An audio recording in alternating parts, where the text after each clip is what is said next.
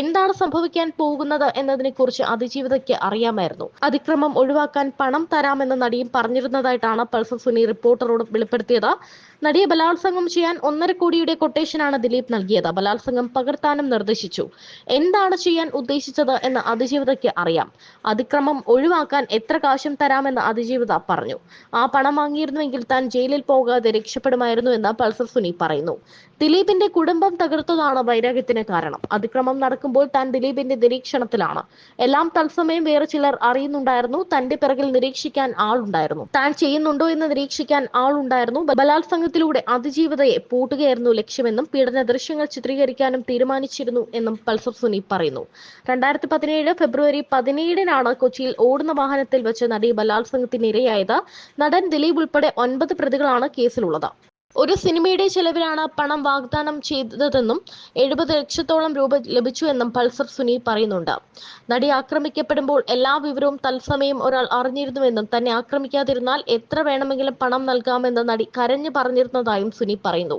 ആ പണം വാങ്ങിയിരുന്നുവെങ്കിൽ താൻ ജയിലിൽ പോകില്ലായിരുന്നുവെന്നും അതിക്രമം നടക്കുമ്പോൾ താൻ മറ്റു ചിലരുടെ നിരീക്ഷണത്തിലായിരുന്നുവെന്നും സുനി പറഞ്ഞു. അതിക്രമത്തിന്റെ ദൃശ്യങ്ങൾ പലതവണ ഷൂട്ട് ചെയ്തിട്ടുണ്ടെന്നും കുറ്റബോധം ഉണ്ടാകണമെങ്കിൽ തന്നോട് പറഞ്ഞ പോലെയെല്ലാം ചെയ്യണമായിരുന്നുവെന്നും അല്ലാതെ തന്നെയുള്ള കാര്യങ്ങളാണ് മെമ്മറി കാർഡിൽ ഉള്ളതെന്നും പൾസർ സുനി പറഞ്ഞു. അവൻ ചെയ്യണ്ട എന്നൊക്കെ പറഞ്ഞിട്ട് അങ്ങനെ അപ്പോൾ അവരിങ്ങനെ വാടക എന്നൊക്കെ പറഞ്ഞിട്ട് വിളിക്കും. ഇല്ല ഇല്ല ഇല്ല അത് വേണം വിട്ടിട് എന്ന് പറഞ്ഞിട്ട് നമ്മൾ അങ്ങനെ ഭയങ്കര അടുപ്പായി. അപ്പോൾ ഇവനെ പല അടികളിൽ നിന്ന് രക്ഷിച്ചുകൊണ്ട് നമ്മൾ ഇത് അർജുനൊന്നും ഡ്യൂപ്പും ഉണ്ടായിരുന്നു, വേറെ നായ്ക്കുട്ടി ഉണ്ടായിരുന്നു ഡ്യൂപ്പ് ചാടാനും കാരണം അർജുൻ മെയിൻ ഒരു ഇതായതുകൊണ്ട് ഒന്നും സംഭവിക്കാൻ പാടില്ലല്ലോ. അപ്പൊ അങ്ങനെയൊക്കെ ചില സമയത്ത് ജമ്പ് ചെയ്യണൊക്കെ മറ്റേ ഡോഗായിരിക്കും. അപ്പൊ അർജുൻ വലിയ കാരണം വെച്ചാൽ ഭയങ്കര ബ്രില്യൻ്റാന്ന് പറയാൻ കാരണം വെച്ചാൽ ഇവന് ഈ റെഡി എന്ന് പറഞ്ഞു കഴിഞ്ഞാൽ ഇവന്റെ ചെവിയൊക്കെ ഇങ്ങനെ അങ്ങോട്ട് ഇതാവും, പിന്നെ ഇങ്ങനെ നെക്കരിക്കണം. ആക്ഷൻ എന്ന് പറഞ്ഞാൽ ഓടുകയാണെങ്കിൽ അവൻ്റെ ഓട്ടം. ഇപ്പം ഞങ്ങൾ ഒരുമിച്ച് മറ്റേ ഇതിനെ പിടിക്കാൻ ബിൽഡിങ്ങിൻ്റെ മേളിൽ കയറലൊക്കെ അല്ലേ. അപ്പോൾ ഞാൻ ഇവൻ ഭയങ്കര ഇതാണ്. അതുപോലെ പിന്നെ വെച്ചിട്ടുണ്ടെങ്കിൽ നമ്മൾ ഒരു ദിവസം ഷൂട്ടിങ്ങിന് വേണ്ടി മാറ്റി വെച്ചു. സീക്വൻസ് എന്ന് പറഞ്ഞിട്ടുണ്ടെങ്കിൽ മറ്റേ ഞാനും അർജുനും കൂടി ഒരു ജനലിൻ്റെ അവിടെ കിടന്ന് താഴെ ഭാവനയും മറ്റേ നായും കൂടി വരുന്ന സമയത്ത് നമ്മളിങ്ങനെ നോക്കിയിട്ടുള്ള വിഷയം നടക്കുന്നുണ്ടല്ലോ. അപ്പോൾ ആ സമയത്ത് അപ്പം ഞങ്ങൾ വിചാരിച്ചു ഇന്നത്തെ ഫുൾ ഡേ അതുമാ പോവും എന്ന് വിചാരിച്ചു. അപ്പോൾ ക്യാമറയൊക്കെ വെച്ച് റെഡിയാക്കി അർജുൻ വന്നു. അവന് കൊണ്ടുവന്ന് ഇങ്ങനെ എന്നൊക്കെ പാത്തിർണോ അങ്കേ എന്നൊക്കെ പറഞ്ഞിട്ടൊക്കെ ഇവർ പറഞ്ഞിട്ടൊക്കെ ഇതായി. അത് കഴിഞ്ഞിട്ട് പിന്നെ ടേക്ക് എന്ന് പറഞ്ഞാൽ പിന്നെ ഞങ്ങൾ വരിക വന്ന് ശരിക്കും പറഞ്ഞാൽ ഒറ്റ ടേക്ക് റെഡിയായി. അത് അങ്ങോട്ട് ഇങ്ങോട്ട് തള്ളല് ബഹളം നോക്കല്, അത് ലാസ്റ്റ് അങ്ങോട്ട് ഇങ്ങോട്ട് നോക്കിയിട്ട് ഇങ്ങനെ നിൽക്കുന്നൊരു സാധനം വരെ ഉണ്ട്. അത് അങ്ങനെ തന്നെ സിനിമയിൽ ഉപയോഗിച്ചിട്ടുണ്ട്, ഇന്റർകട്ട് ചെയ്തിട്ടുണ്ടെന്നുള്ളൂ. പക്ഷെ അത് അങ്ങനെ തന്നെ ഉപയോഗിച്ചിട്ടുണ്ട്. 10 മിനിറ്റ് കൊണ്ട് ഷോട്ട് കഴിഞ്ഞു, മനസ്സിലായില്ലേ? പിന്നെ ഷൂട്ടിംഗ് ഇല്ല.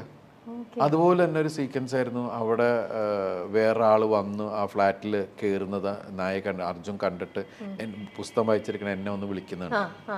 അപ്പം ആ സീക്വൻസ് ഇതുപോലെ തന്നെ നമ്മൾ ഹാഫ് ഡേ എന്തായാലും സമയം എടുക്കും, കാരണം വന്ന് എന്നെ ഷർട്ട് പിടിച്ചിട്ടൊക്കെ അല്ലേ. അപ്പോൾ ആ സമയത്ത് ട്രെയിനർ കൊണ്ടുവന്നു കാണിച്ചു, അതിൻ്റെ വായിൽ ഇത് കടിച്ച് ഇതാക്കാനാണ് എന്നൊക്കെ പറഞ്ഞിട്ടൊക്കെ പോയി. അത് കഴിഞ്ഞ് ടേക്ക് കറക്റ്റായിട്ട് ഞാൻ വായിച്ചുകൊണ്ടിരിക്കുന്നു. ഇപ്പം സിനിമയെ കാണുന്ന ഷോട്ടിൽ നേരെ വന്നു പിന്നെ വലിച്ച് പിടിച്ച് നമ്മൾ അന്തം വിട്ടുപോകും. പവി കെയർ ടേക്കറിൽ ഒരുപാട് സീക്വൻസ് നമ്മൾ പറഞ്ഞു കൊടുത്താൽ പോലും ചെയ്യാൻ പറ്റാത്ത സീക്വൻസിൽ നായ്ക്കൾ ചെയ്യാന്ന് പറഞ്ഞാല് അത് ഒത്തു കിട്ടിയിട്ടുണ്ട് ഈ സിനിമയിൽ. അതെന്തോ ആ സമയത്ത് ദൈവ അത്ഭുതം പ്രവർത്തിക്കാന്ന് പറയില്ലേ, ഇവൻ അങ്ങനെ ബിഹേവ് ചെയ്യണ സീനുണ്ട്. ഇപ്പം ഞാൻ അതിനകത്ത് പോയിട്ട് ഒരാളെ അന്വേഷിക്കുന്ന സമയത്ത് ആളും വരിക എൻ്റെ കൂടെ, ആളും പോയി നോക്കണ്ട്, ആളവിടെ കണ്ടില്ല, പുള്ളിക്കും ഭയങ്കര ടെൻഷനില്ല പുള്ളി എന്നൊക്കെ പറയുന്നത്. അതൊന്നും അങ്ങനെ പറഞ്ഞു കൊടുക്കാത്ത സാധനങ്ങളാണ്. അപ്പോൾ ആ സമയത്ത് ഒരു അത്ഭുതം കാണുക എന്ന് പറയില്ലേ, അങ്ങനെ ഒരുപാട് സീക്വൻസ് ഉണ്ട്. അത് പിന്നത്തെ ഈ ബ്രോയും ഞാനും തമ്മിലുള്ള റിലേഷൻ പിന്നെ ഒരു ഇന്റർവ്യൂവിൽ പറയാം, ഇപ്പൊ പറയുന്നില്ല.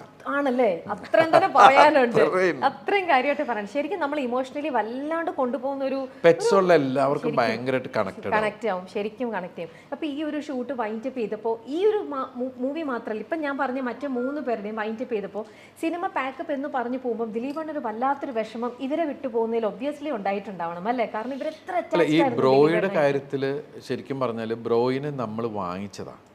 അതെ, ഈ സിനിമയ്ക്ക് വേണ്ടിയിട്ട് ഈ കഥ വന്ന് പറഞ്ഞതിന് ശേഷം നമ്മൾ ഇനി ഒരു നായ്ക്കുട്ടീനെ എവിടെ നിന്ന് എങ്ങനെയെന്നൊക്കെ ആലോചിച്ച് കഴിഞ്ഞപ്പോഴാണ് തീരുമാനിച്ച് നമുക്കൊരെണ്ണത്തിനെ വാങ്ങാം. ഓക്കെ, അതിന് വേണ്ടിയിട്ട് എന്നിട്ട് അതിന് 6 മാസമുള്ളൊരു ഒരു നായ്ക്കുട്ടിനെ വാങ്ങിച്ച് അതിന് ബ്രോ എന്ന് പേരിട്ട് അതിന് ബ്രോ എന്ന് വിളിച്ചാണ് അതിനെ അങ്ങനെയാണ് ഇവന്റെ ഒരു വരവ്.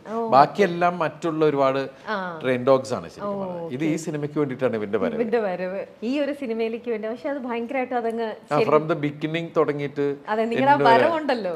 കാരണം ബൈക്കിന്റെ പുറകിൽ നിന്ന് വരിക, ബൈക്കിൽ ചാടി കയറുക എന്നൊക്കെ പറയണത് നല്ല ടാസ്ക് ഉള്ള പരിപാടികളാണ്. അതെ, അതൊക്കെ അത്ര സൂപ്പറായിട്ടാണ് ചെയ്തിരിക്കുന്നത്, നന്നായി ചെയ്തിട്ടുണ്ട്.